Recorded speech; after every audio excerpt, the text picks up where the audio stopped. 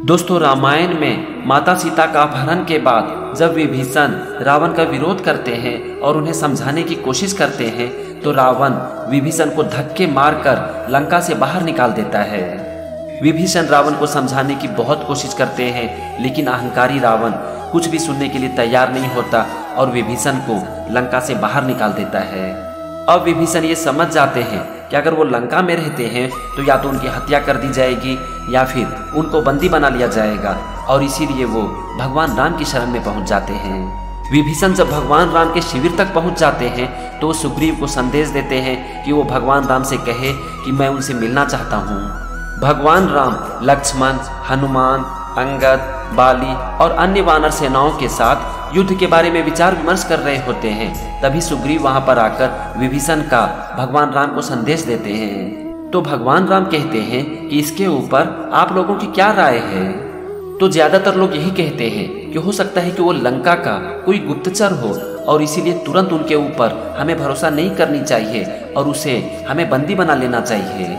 लेकिन यहाँ पर हनुमान की प्रतिक्रिया बिल्कुल ही अलग है और ये हमें बताती है हनुमान की बुद्धि और विवेक के बारे में। वहाँ पर ज्यादातर लोग बिना सोचे समझे बात कर रहे हैं और अपनी अपनी प्रतिक्रिया दे रहे हैं, लेकिन हनुमान बिल्कुल सोच समझकर बात कर रहे हैं और इसीलिए हमें हनुमान के जीवन से बहुत कुछ सीखनी चाहिए। हनुमान कहते हैं कि जिसके हृदय में कपट होता है वो इस तरह से सामने नहीं आता। हमें उसका परिचय पूछना चाहिए कि वो कौन है और उसका नाम क्या है। तो सुग्रीव बताते हैं कि उसका नाम विभीषण है। तो हनुमान कहते हैं कि वो विभीषण है। अगर ऐसा है तो हमें उसके ऊपर शंका करने की कोई जरूरत नहीं है। तो वहीं पर बैठे बाली कहते हैं कि हनुमान, विभीषण राक्षस जाति का है, वो मायावी है और वो मनचाहा रूप धारण करके हमारी बहुत हानि कर सकता है। तो यहाँ पर हनुमान ने जो बात की है वो हमें जीवन की एक बहुत बड़ी सीख देती है। हनुमान कहते हैं कि विभीषण राक्षस जाति का है, इसीलिए वो हमारी हानि कर सकता है, ये मान लेना उचित नहीं है। कोई भी इंसान अच्छा या फिर बुरा अपनी जाति से नहीं बल्कि अपने कर्म से होता है। हनुमान कहते हैं कि राक्षसों में भी बलि जैसे दानी और प्रहलाद जैसे भक्त पैदा हुए हैं। दोस्तों, हनुमान ने कितनी सुंदर बात कही है कि कोई भी इंसान जन्म से नहीं बल्कि अपने कर्म से महान बनता है। वैसे तो इसके बारे में हम सब जानते हैं, लेकिन ना तो कभी भी हम इसके बारे में सोचते हैं और ना ही कभी भी इसके ऊपर हमारा ध्यान जाता है। आप यहाँ पर देखो कि जब हनुमान अपना तर्क रख रहे हैं तो उसके समर्थन में वो बलि और प्रहलाद का उदाहरण भी दे रहे हैं और यही हनुमान के तर्क को तर्क संगत बना रही है। हनुमान की प्रतिक्रिया यहाँ पर हमें दो चीज सिखाती है। पहला कि किसी भी इंसान की पहचान हमें उसके जाति, धर्म, देश या फिर कुल से नहीं करनी चाहिए। कोई भी इंसान अच्छा या फिर खराब सिर्फ इसीलिए है कि वो उस देश का है, उस जाति का है, उस धर्म का है या फिर उस कुल का है, ये मान लेना कहाँ तक उचित है।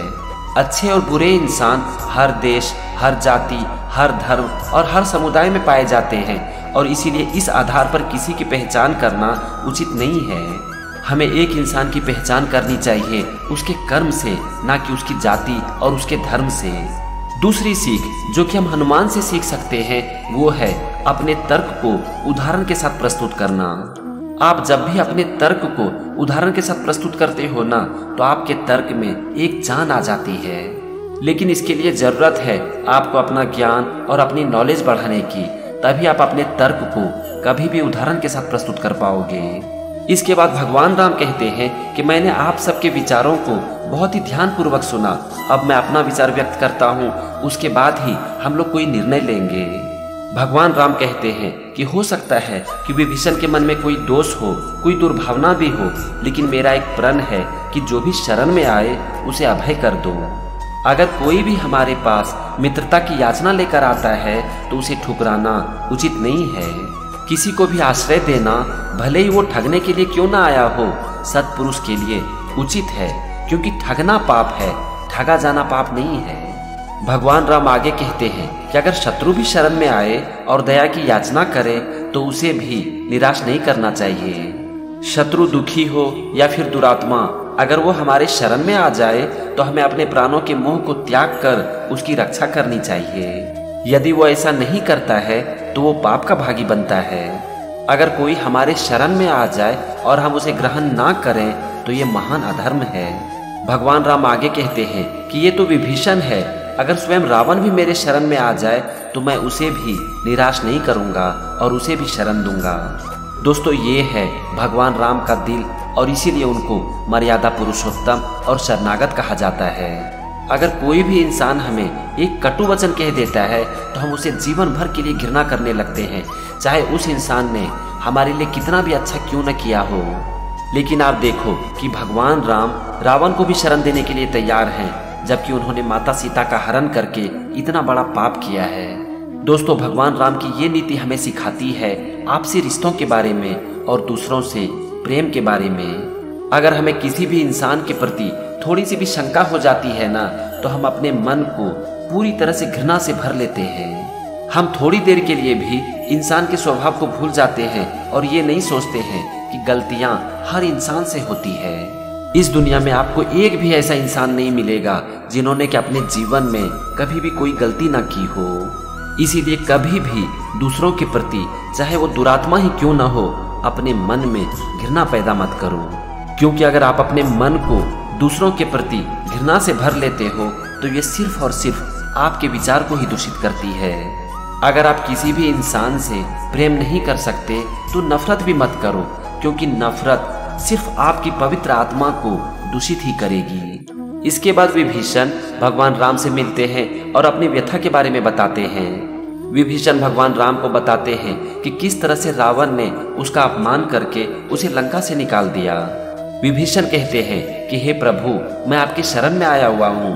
तो इस पर भगवान राम कहते हैं कि हे विभीषण, आप मेरे मित्र हैं। भगवान राम विभीषण से कहते हैं कि हे विभीषण, मुझे इस बात की बहुत खुशी है कि आप रावण की दुष्ट मंडली में रहकर भी अपने धर्म और अपनी नीति की रक्षा करते हैं। दुष्टों की संगति से अच्छा है घोर नरक में रहना, और मैंने हनुमान से आपके बारे में सारी बातें सुन ली है। आप ऐसे वातावरण में रहकर भी जिस तरह से भक्ति की भावना में अटल रहते हैं, उस बात की मुझे बहुत खुशी है। तो इस पर विभीषण कहते हैं कि हे प्रभु, मुझे सारी शक्ति भक्ति से ही मिलती है और इसमें भक्त की कोई महानता नहीं है। आपकी छवि जिस समय मेरे मन में आ जाती है, उसी समय से मन से काम, क्रोध, मोह, लोभ और अहंकार सब कुछ खत्म हो जाता है। तो इस पर भगवान राम कहते हैं कि यही सत्य है। जो अपनी मोह माया को त्याग कर भगवान की शरण में आ जाते हैं, भगवान उसे अपने शरण में ले लेते हैं। दोस्तों, जिस इंसान के मन से काम, क्रोध, मोह, लोभ और अहंकार खत्म हो जाता है ना, उसका हृदय पूरी तरह से निर्मल और पवित्र हो जाता है। और फिर जब ऐसे लोग भगवान की शरण में जाते हैं तो भगवान उसे अपनी शरण में ले लेते हैं। और जो लोग भगवान के शरण में चला जाए, वो जीवन के सारे बंधन से मुक्त हो जाता है। इसीलिए अपने मन और अपने जीवन से ऐसी सारी भावनाओं को निकाल दो जो कि आपके मन, आपका हृदय और आपकी आत्मा को अपवित्र और दूषित करती है। अगर आप ऐसा कर पाते हो तो आप भगवान के साथ एक हो जाते हो, और आज यही चीज हमें रामायण सिखा रही है।